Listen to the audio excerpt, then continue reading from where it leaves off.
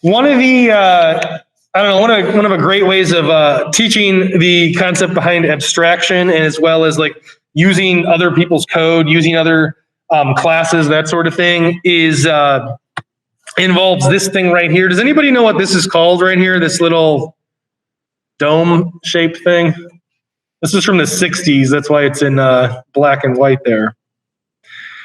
Okay, it's okay if you don't. They're called turtles, even though, I mean, just because I guess they kind of look like turtles.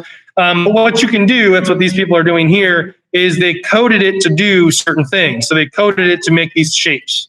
So what we're going to do, just to kind of introduce the concept behind, to understand the concept behind objects, is we're going to do this same thing, only virtually. Okay, so instead of using this, like this, obviously this real like turtle, I mean, I'm sure they still make these kind of things, only smaller. But we're going to do that whole thing like virtually, essentially.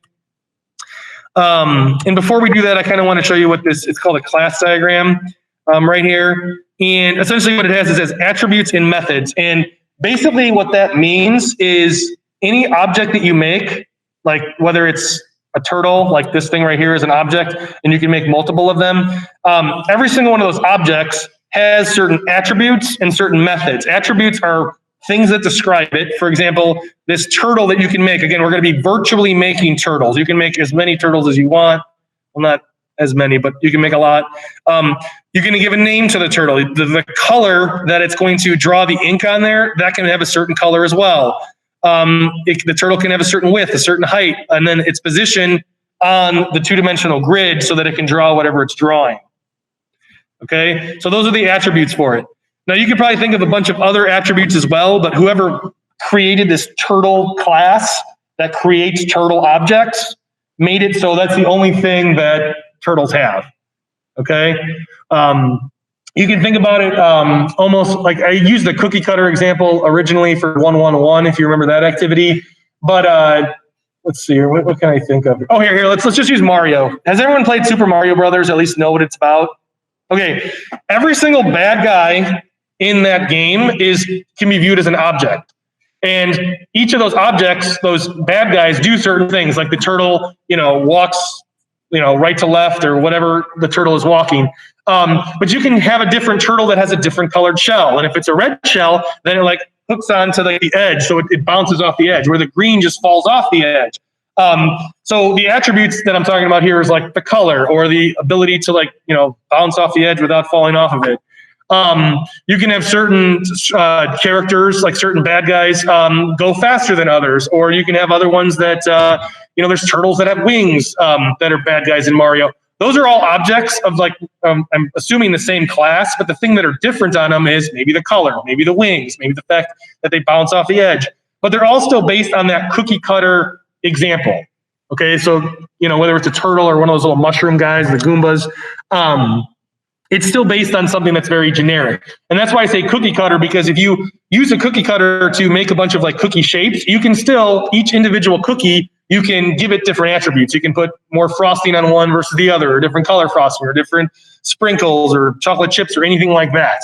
But I want you to think of a class as something that makes those generic things, and you can add things on top of it. You can change certain things. The things that you can change are the attributes, okay? They're also known as instance variables. So if you've done this kind of thing before and you're like, I've never heard of attributes before, sometimes it's called instance variables, okay? An instance of a class is an object. So it's kind of like sometimes people go like, for example, or like, for instance, like those are just made up examples of a certain general thing. So they're called instance variables as well. By the way, 121 talks about all these terms too. So if you're like trying to write all this down, I'm just giving you a sneak preview of this. Attributes are things that can describe whatever the object is. And based on what we have here on this screen, those are the only things that it allows. And whoever decided to make this turtle class, that's what they chose. For whatever reason, that's what they did. Sorry, that's my alarm. Methods are anything that the object can do. So in this case, the object can move forward, backward, turn left, turn right, pen up, pen down. So if the pen's down, then you can write. So wherever the turtle's moving, it writes. Pen up would make it, the turtle can move but not write. Forward, but if you notice now, forward pixels, and it's an integer, or you can do backward a certain amount of pixels, These other ones don't have any inputs for them, the forward and backward, the original ones up here. We're going to talk about that later. You don't always have to have inputs. You can have ones that have default values. Turn, you can turn X amount of degrees. That's different than turn left and turn right. Those would just be 90 degrees. So you can do all the degrees in the middle of that. Move to, it's almost like it's walking that path to move to whatever XY coordinate you want to move to. Set color, you can change the color. Right here, you have the color up here, but I guess you can change it on that. Set width, set height, so you can change the size of it. Even though it is an attribute, you could change those values as well. So in your head right now, I just want you to think like objects are just cookie cutter examples of some general thing. So just think of a general turtle, and now think of everything you could possibly change with that turtle. Make it bigger, make it smaller, change the color, change the name, change the size, change where it's located. Okay, so there's a general turtle, and then there's all these other things you can make to specify it a little bit more. A lot of the times, if you've coded before, you've done stuff with like calculation, with data stuff, like running for loops to calculate something, but like it's different than when you actually do stuff with objects. Okay, so here's a breakdown of the entire unit. Like I said before, there's 9 different sections. Everything on here is going to be involved mostly like with using objects. You're not actually going to be creating classes until unit 3, my memory, yeah, definitely 3. It's not 4. And there's only 4 units in this class, so it's unit 3. Where we're going to be creating our own classes. So a lot of this is just going to be using other stuff. And then 129, just so you know, it says using the math class. It's not like math class, like it's literally the class of programming. It has nothing to do with like, you know, your math courses that you take. All right, enduring understanding. It says some objects or concepts are so frequently represented that programmers can draw upon them upon existing code that's already been tested. We're going to be doing that today. Okay, if you want, you can look through all the code that makes these virtual turtles like go on the screen. It's thousands and thousands of lines of code, but we're going to extract that away. All we're going to worry about is what these objects can do and attributes about them. Okay, the methods and the attributes. By the way, methods is sometimes they're called functions. Sometimes they're called, what else are they called? Procedures. It really depends on the programming language. And then some have different, like in some programming language, you can call it a function, but not a method. And then other ones, you can call it a method and a function. It really, it's like the wild, wild west. There's no like real rule for that. Like it's just kind of up in the air of what that is. But sometimes you'll hear me say functions. It kind of means the same thing as methods or procedures. Procedures, I feel like, is the catch-all, or like procedures, and then you can break that down into methods and functions, and then there's overlap if it's like a Venn diagram kind of thing. And then enabling them to write solutions more quickly. So it says right here, enabling them as the programmers to write solutions more quickly and with a greater degree of confidence. And this is what we were talking about before, where like, you don't need to be a slave to the details, okay? When I worked at Fermilab, I wanted to know how everything worked until I realized that I have deadlines on certain things, so I didn't have time to actually get into the nitty gritty of how certain methods work. I just needed to know how to use them, essentially. And we talked about that as an example, like your phone. Like, it's more important to know how to use your phone than know how your phone works, okay? If you can crack open your phone and explain what each part does and how it works to the quantum mechanical level, then that's great. But and it says with greater degree of confidence. The greater degree of confidence is just because this stuff's been tested already. It's already been made. The turtle class has been made for a while. If there were any bugs, people probably would have noticed it already. So you have more confidence with whatever you made. Okay, and then the learning objective, explain the relationship between a class and an object. If you can like understand that and make sense of it, then that's great. I hate that they use the word class because I feel like it's not intuitive to like think of a class as something. Like a class is almost like a factory that makes objects. So if you have a turtle class, it makes turtle objects that have different attributes in them. I shouldn't say different attributes. It has the same attribute. The values of the attributes are different. You know, I think you know what I'm trying to say. If not, it's fine. This is just a sneak preview.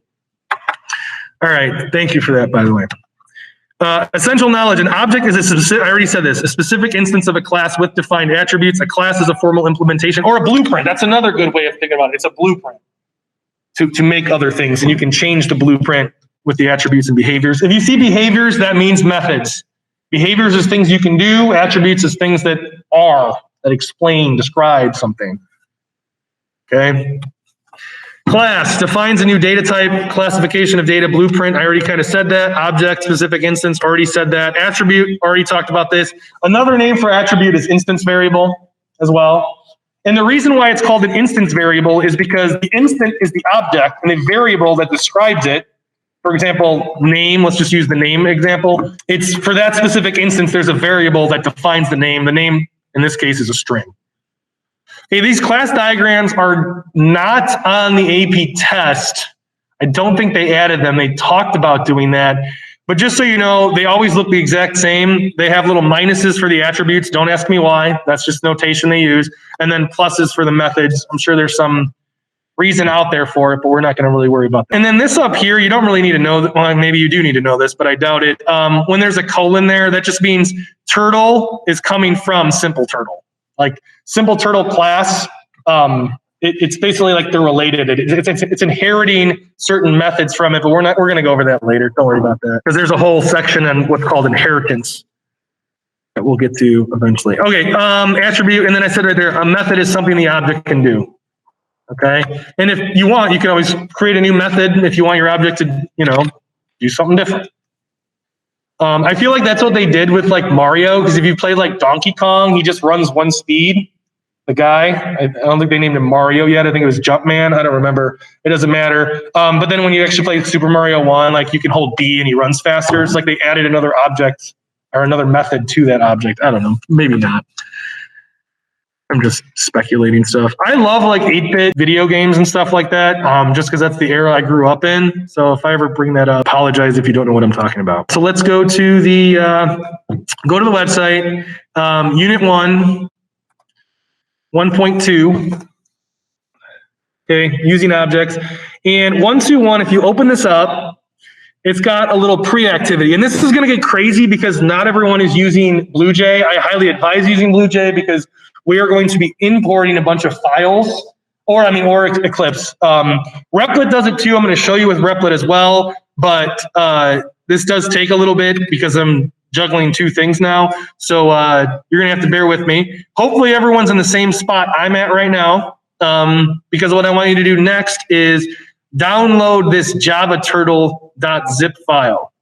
So right click, download, and then locate it. Make sure you know where it is. I have everything on mine and go to the desktop because I'm just one of those people that if something's on my desktop, that means I need to deal with it. Oh, wait, if you have a Chromebook and you're doing this, oh my gosh. If you have a Chromebook and you're doing this, I'll just send you the Replit link once I upload it. But again, you're going to have to bear with me on this. If you're using like a Windows or Mac machine at home, then you can just follow along with this, and hopefully you're using BlueJ rather than Replit. Extract or unzip this Java turtle. I made this on my Mac, so ignore the Mac OS. I should just delete that.